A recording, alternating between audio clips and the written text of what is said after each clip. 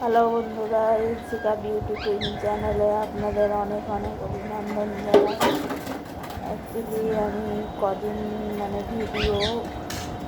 Long video upload দিতে পারছি না, খুবই শরীর অসুস্থতার মধ্যে রয়েছি। তো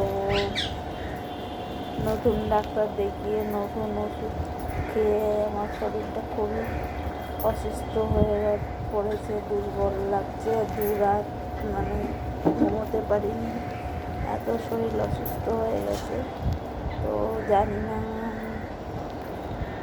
আমি 30 তারিখ অবধি সুস্থ থাকতে পারবো কি। 30 তারিখে আমার একটা সিটি স্ক্যান আছে মাথার, ব্রেনের সিটি স্ক্যানটা করার পর তারপর আবার এমআরআই হবে। তো এইসব নিয়েই নতুন ডাক্তারের সঙ্গে কথাবার্তা চলছে, কারণ আমি এখনও পর্যন্ত হাঁটতে পারিনি। আমার প্রায় 6 বছর হয়ে গেল। কেন আমি হাঁটতে পারিনি? স্পাইনাল কর্ডের অপারেশানটা সাকসেস হয়েছে কি না এটা দেখার জন্যেই আবার এমআরআই করতে হবে। কারেন্ট এমআরআই চেয়েছিল ওরা, কিন্তু দিতে পারেনি। কারেন্ট এমআরআই করা হয়নি। আপনার ব্রেনের এমআরআই ছিল, কিন্তু ওটা দেওয়া হবে না। ওরা কারেন্ট এমআরআই চাইছে।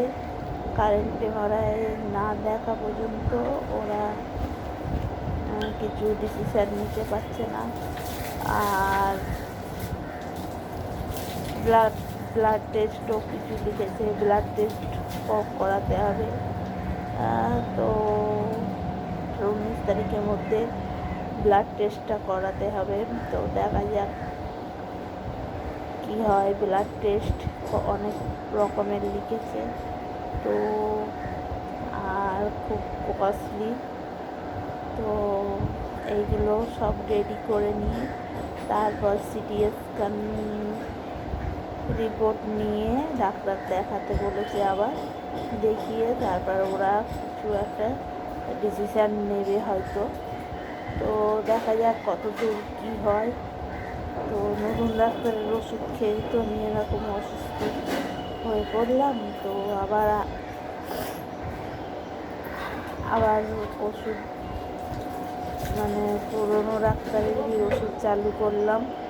মা বললো যে তুই ওই ডাক্তারেরই ওষুধ চালু কর, ভালো থাকবি। এই পর্যন্ত রাখলাম। সবাই ভালো থাকবেন।